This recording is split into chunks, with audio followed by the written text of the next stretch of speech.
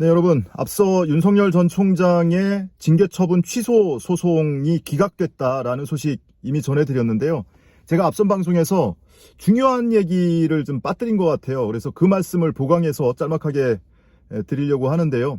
두 가지만 말씀드리겠습니다. 하나는 이 재판부가 윤석열 전 총장의 비위 사실을 중대하다라고 판시한 부분이 있습니다. 면직 이상도 가능하다라고 판시한 부분.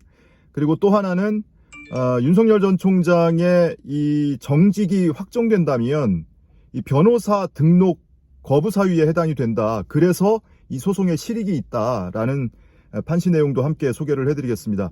먼저 윤 전 총장의 혐의, 징계 혐의 3가지 중에 2가지만 인정됐다고 했잖아요.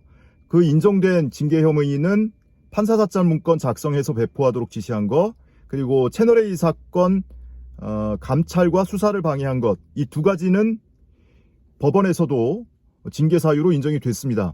세 번째, 하나만 인정이 되지 않았어요. 그거는 국회에서 이 정치적 발언한 거, 마치 퇴임 후에 정치 진출을 할 것처럼 발언한 부분, 이 부분은 이제 인정이 되지 않았는데, 그럼 징계 사유 3가지 중에 2가지가 인정이 됐는데, 그러면은 3가지 다 인정됐을 때 정직 2개월인데 2가지만 가지고 정직 2개월 줄 수 있는 것이냐, 징계 양정이 타당한 것이냐, 이런 이제 쟁점이 생기게 되잖아요. 이 부분에 대해서 재판부 판시 내용을 여러분께 읽어드리겠습니다.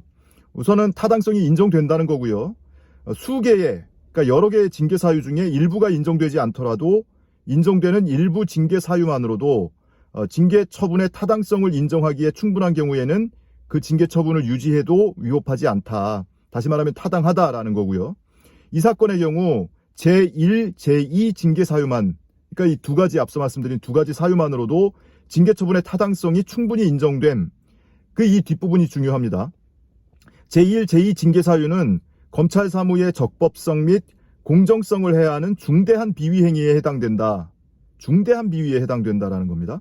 그리고 검찰 공무원의 범죄 및 비위 처리 지침, 그리고 공무원 징계령 시행 규칙에서 정한 양정 기준에 따르면 이 2가지 징계 사유에 대해서는 면직 이상의 징계가 가능하다. 그러므로 정직 2개월의 징계 처분은 양정 기준에서 정한 징계 양정 범위의 하한보다 가볍다.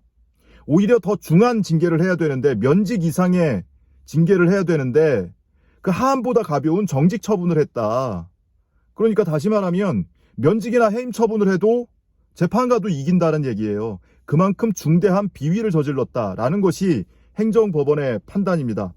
따라서 원고에 대한 징계 처분이 사회 통념상 현저하게 타당성을 잃어 징계권자에게 맡겨진 재량을 남용한 것이라고 볼 수 없다라고 판시를 했습니다.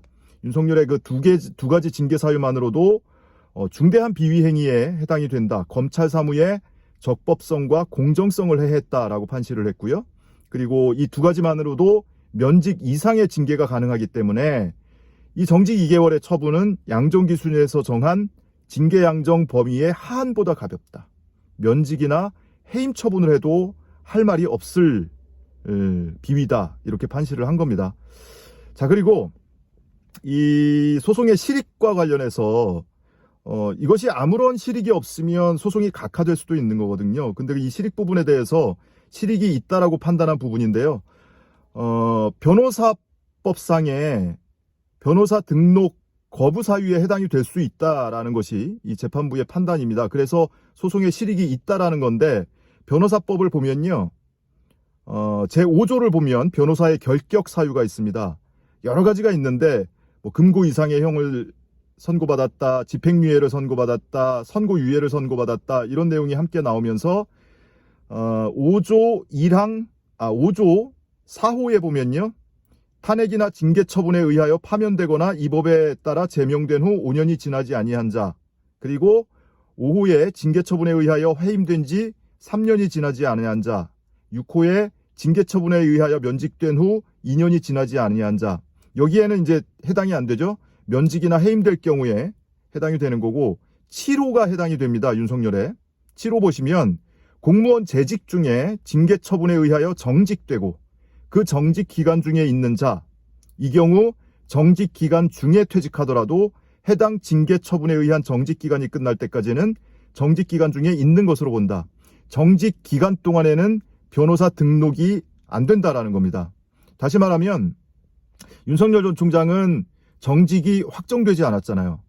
확정이 됐으면 2달 동안만 변호사 결격 사유에 해당이 되는데, 이것이 확정되고 나서 2달 동안, 최소 2달 동안 변호사 결격 사유에 해당이 된다라는 것이 재판부의 판단입니다. 그렇기 때문에 이 소송이 실익이 있다. 실질적으로 정직 처분을 집행을 할 수는 없지만 이와 같이 소송에 실익이 있다, 법리적 실익이 있다라는 것이 재판부의 판단입니다. 이 2가지 중요한 말씀을 제가 빠뜨리고 드린 것 같아서 이 말씀 추가로 전해드렸습니다. 더 말씀드리면 앞선 방송하고 중첩되는 내용이 있을 것 같아서 이 정도로 짤막하게만 우선 소식 전해드리죠. 감사합니다.